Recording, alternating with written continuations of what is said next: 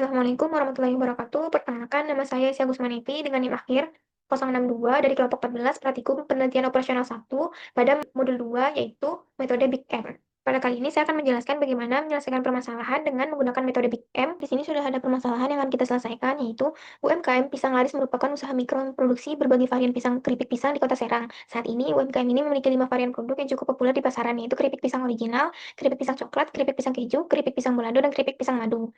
Setiap varian memiliki tingkat keuntungan yang berbeda dan membutuhkan sumber daya yang terbatas, yaitu bahan baku pisang, tenaga kerja, dan kemasan. Keripik pisang original memperoleh keuntungan yaitu sebesar 400 per unit. Dan untuk keripik pisang coklat itu memperoleh keuntungan sebesar 600 unit per unit. Dan untuk keripik pisang keju memperoleh keuntungan sebesar 550 per unit. Dan keripik pisang balado memperoleh keuntungan sebesar 500 per unit. Dan yang terakhir itu ada keripik pisang madu memperoleh keuntungan sebesar 650.000 per unit.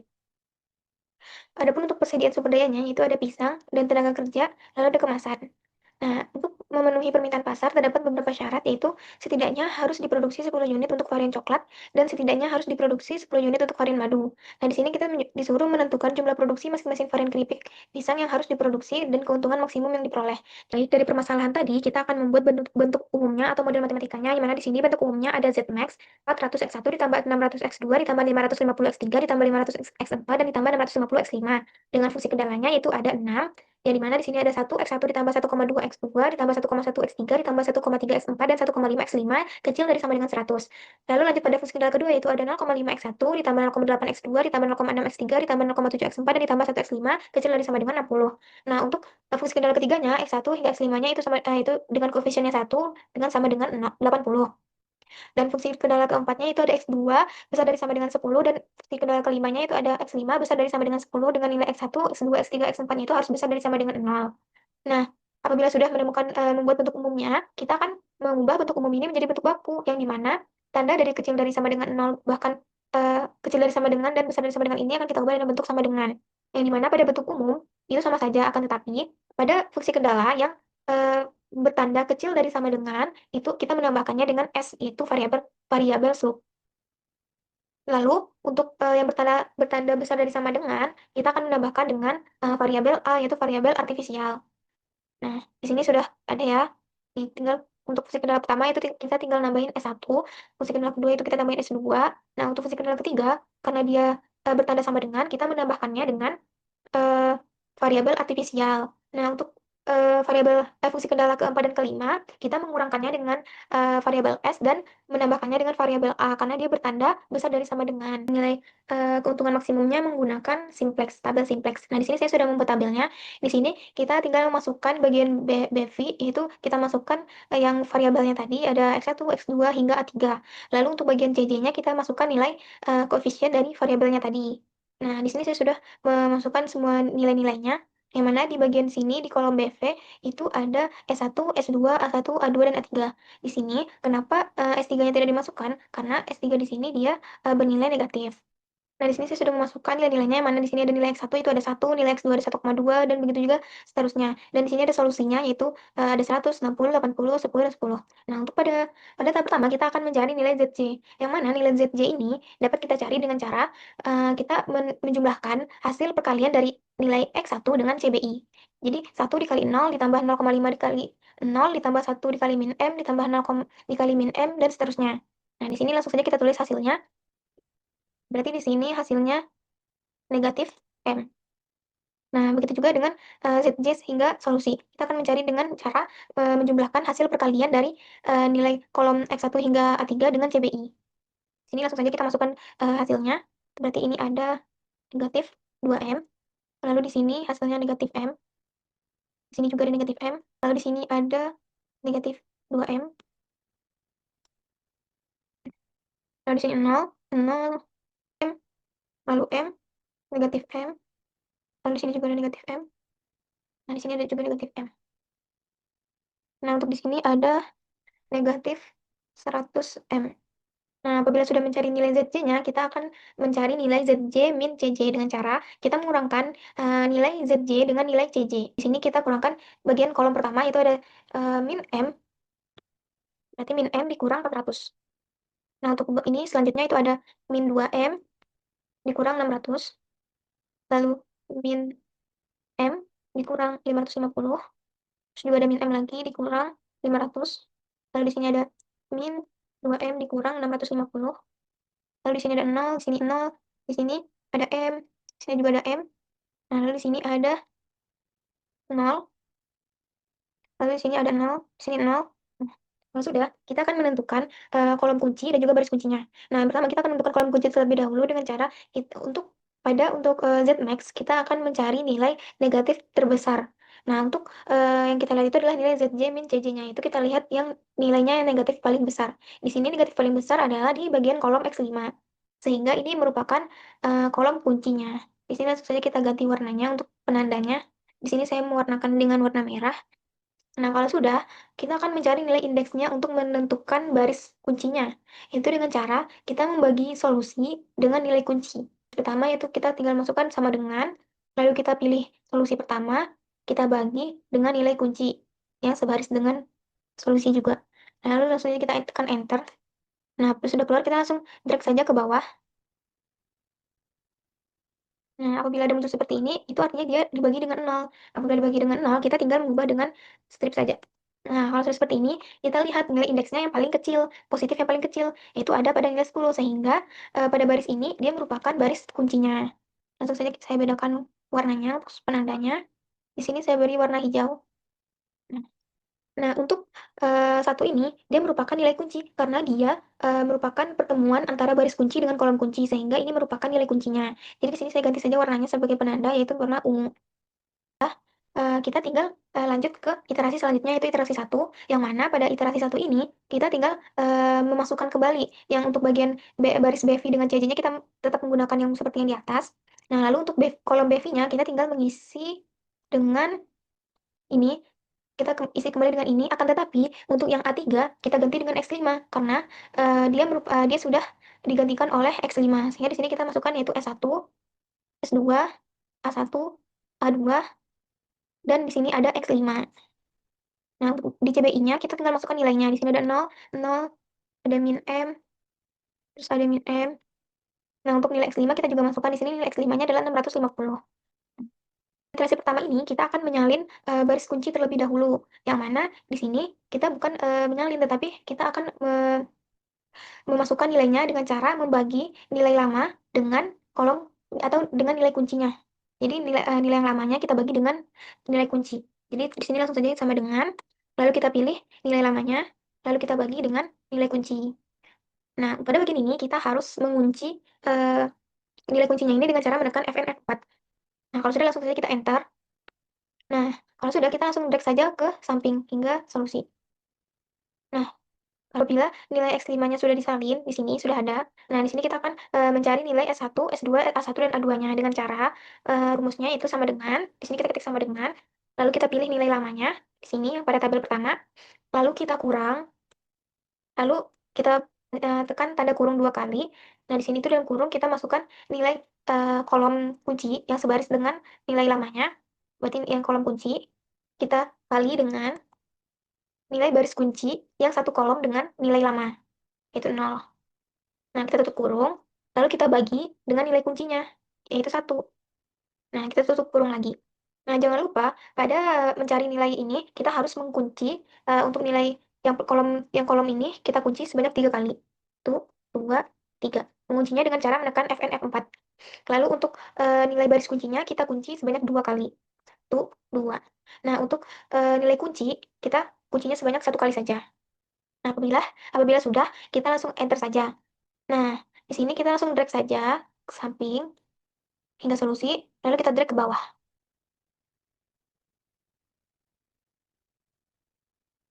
Nah, apabila sudah, kita langsung saja mencari nilai ZJ-nya. Dengan cara yang seperti tadi lagi, yaitu kita jumlahkan hasil perkalian dari nilai kolom, yaitu X1 hingga A3 dengan CBI. Jadi, di sini kita mencari pada kolom X1 dulu, kita jumlahkan hasil perkalian dari nilai X1 dengan CBI. Yaitu 1 dikali 0, dan seterusnya. Di sini didapatkan hasil negatif M. Min M. Lalu di sebelahnya didapatkan hasil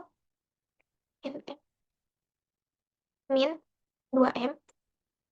Nah, untuk di sini hasilnya juga min M, di sini juga min M, di sini hasilnya 650, 0, 0, di sini M, lalu negatif 650, negatif M dikurang 650, lalu di sini ada min M, di sini ada min M lagi, lalu di sini ada M ditambah 650. Nah, untuk solusinya itu ada 80 min 80 M 6500. Nah, kalau sudah, kita akan mencari nilai ZJ min CJ-nya dengan cara seperti tadi, yaitu kita mengurangkan nilai ZJ dengan CJ-nya. Di sini berarti min M dikurang 400, lalu ada min 2M dikurang 600, lalu di sini ada min M dikurang 550, di sini juga ada min M dikurang 500, lalu di sini ada 0, karena 650 dikurang 650 itu 0, di sini 0, di sini 0, lalu di sini ada M, lalu di sini ada min M dikurang 650, di sini ada min M, berarti di sini ada 0, di sini juga ada 0, di sini ada min M, berarti 2M plus 650. Nah, kalau sudah, kita akan menentukan nilai kolomnya lagi, atau kolom kuncinya lagi. Apabila sudah bertemu nilai ZJ min CJ-nya, kita akan mencari kolom kuncinya dengan cara melihat nilai negatif terbesarnya. Nah, di sini nilai negatif terbesarnya itu ada di X2. Langsung saja di sini kita ganti warnanya untuk sebagai penandanya. Di sini saya warnakan sama seperti yang di atas, yaitu warna merah. Nah, lalu kita akan mencari nilai indeksnya untuk mendapatkan baris kuncinya. Di sini dengan cara membagi nilai solusi dengan nilai kunci atau nilai kolom kuncinya. Langsung saja kita enter. Nah, apabila sudah, kita langsung drag saja ke bawah. Nah, ini sama seperti tadi, kita tinggal ganti strip aja. Nah, apabila sudah, kita lihat nilai negatif terkecilnya. Di sini negatif terkecilnya itu ada 10. Berarti di sini merupakan nilai, baris kuncinya. Langsung saja kita ganti. Nah, kita ganti seperti yang di atas, jadi warna hijau. Nah, sama seperti sebelumnya, apabila ada angka, itu hasil dari pertemuan baris kunci dengan kolom kunci, itu merupakan nilai kuncinya. Di sini langsung saja saya ganti warnanya seperti yang di atas, yaitu ungu. Selanjutnya kita akan lanjut pada iterasi selanjutnya dengan cara yang sama seperti iterasi pertama dan pada tabel pertama tadi. Nah, di sini langsung saja kita lanjut pada iterasi terakhir, yaitu iterasi kelima. Di sini, sama seperti sebelumnya, kita akan menuliskan kembali pada kolom BV, atau pada kolom BV, yaitu kita tuliskan kembali ini. Di sini ada S1, S4, S1, S4. Nah, di sini kan sebelumnya ini ada X1. Nah, sedangkan dia merupakan baris kunci yang ketemu dengan kolom kunci, sehingga kita harus menggantinya dengan X3. Di sini berarti ada X3, lalu di bawahnya masih sama, itu X2, itu, dan X5. Jadi sebelumnya saya sudah menyelesaikan iterasi kedua, ketiga, dan keempat. Di sini ada iterasi kelima, lalu kita masukkan saja nilainya pada CBI, yaitu ada 0, 0. Untuk pada X3-nya, itu kita masukkan nilai ini, yaitu 550.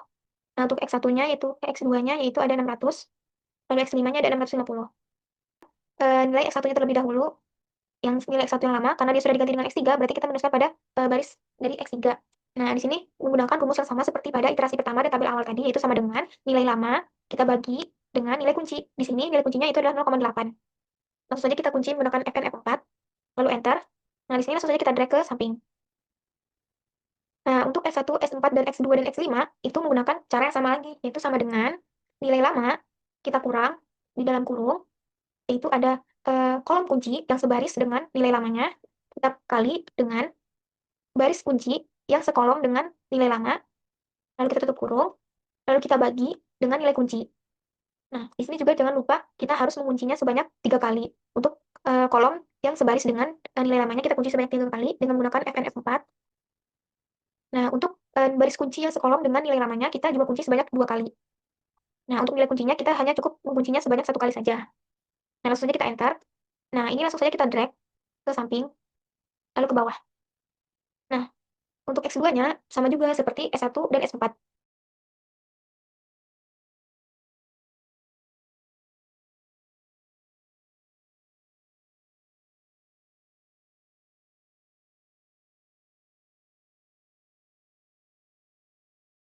Kita akan mencari nilai ZJ-nya dengan cara menjumlahkan hasil perkalian dari nilai masing-masing kolom X1, X2, X3 dengan CBI. Nah, di sini kita akan mencari nilai dari ZC pada kolom X1 dulu, yaitu berarti di sini didapatkan nilainya ZJ-nya yaitu 525. Nah, lalu di sini pada kolom X2 didapatkan nilai ZJ-nya itu 600. Nah, untuk kolom X3 didapatkan ZJ-nya yaitu 550. Nah, untuk kolom X4 itu didapatkan nilai ZJ-nya 575. Nah, untuk X5 didapatkan nilainya itu ada 650. Di sini ada 0. Di sini ada 0 lagi. Nah, selanjutnya itu ada nilai ZJ pada S2 yaitu hasilnya didapatkan 250. Nah, untuk S3 didapatkan hasilnya itu 0. Lalu S4 0. Untuk S5 yaitu ada didapatkan hasilnya 400. Di sini 0, di sini 0. Lalu untuk solusinya di sini ada 47.000. Lalu kita akan mencari nilai ZJ min JJ-nya. Di sini langsung saja kita masukkan. Berarti di sini 525 dikurang 400 didapatkan hasilnya 125. Lalu 600 dikurang 600 0. Di sini 0, di sini didapatkan 75. Lalu di sini 0, di sini 0, di sini 250. Lalu 0, 0. Lalu di sini ada 400 ditambah M. Lalu di sini ada plus M dan di sini ada plus M. Nah, kita dapatkan hasilnya yaitu sudah tidak ada negatif lagi, berarti ini sudah optimum atau kita sudah mendapatkan solusi yang optimalnya. Nah, sini dapat kita lihat juga bahwa kita dapat mendapatkan solusinya yaitu dengan X2-nya yaitu ada solusinya ada 10, lalu X5-nya ada 25 dan X3-nya ada 45, lalu dengan solusi maksimumnya atau keuntungan maksimumnya yaitu ada 47.000. Baik, selanjutnya kita langsung saja lanjut pada software yang kedua atau software yang terakhir yaitu POMQM, sekaligus kita akan membuktikan hasil dari Excel tadi. Nah, di sini saya sudah membuka softwarenya. Di sini langsung saja kita pilih yang linear programming.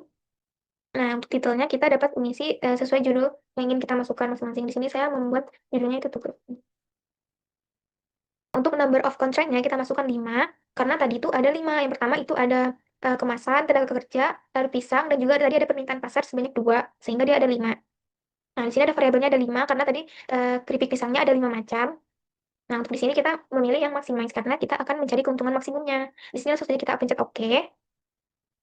Nah, untuk di sini kita ubah saja dengan namanya tadi ada pisang, lalu ada tenaga kerja, di sini ada kemasan, lalu di sini ada permintaan pasar varian coklat. Lalu di sini ada permintaan.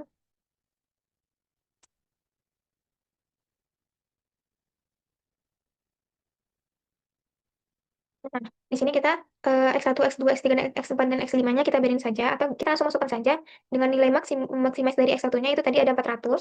Lalu di sini ada 600 untuk X2, X3-nya 550, X4-nya 500 dan X5-nya ada 650. Nah, untuk tadi ada bentuk pisang. Pada X1 dia membutuhkan pisang sebanyak 1. Lalu untuk X2 dia membutuhkan sebanyak 1,2. Lalu untuk X3 dia membutuhkan pisang sebanyak 0,1. Nah, untuk X4 dia membutuhkan pisang sebanyak 1, X3. Nah, untuk X5 dia membutuhkan pisang sebanyak 1,5. Nah, di sini tandanya itu kecil dari sama dengan RHS-nya yaitu 100. Nah, lalu di sini ada tenaga kerja di mana X1 membutuhkan tenaga kerja sebanyak 0,5. Lalu di sini X2 membutuhkan 0,8, X3-nya membutuhkan 0,6, X4 yang membutuhkan 0,7, dan X5-nya membutuhkan 1. Dengan tanda yang sama seperti di atas yaitu kurang dari sama dengan. Dan nilai maksimumnya itu ada 60. Batas maksimumnya itu 60. Nah, untuk kemasan pada X1, dia membutuhkan kemasan sebanyak 1, X2 1, X3 1, X4 1, dan X5 1 dengan batasnya yaitu batas atasnya itu 80. Dan di sini tandanya itu sama dengan. Kita ubah di sini jadi sama dengan.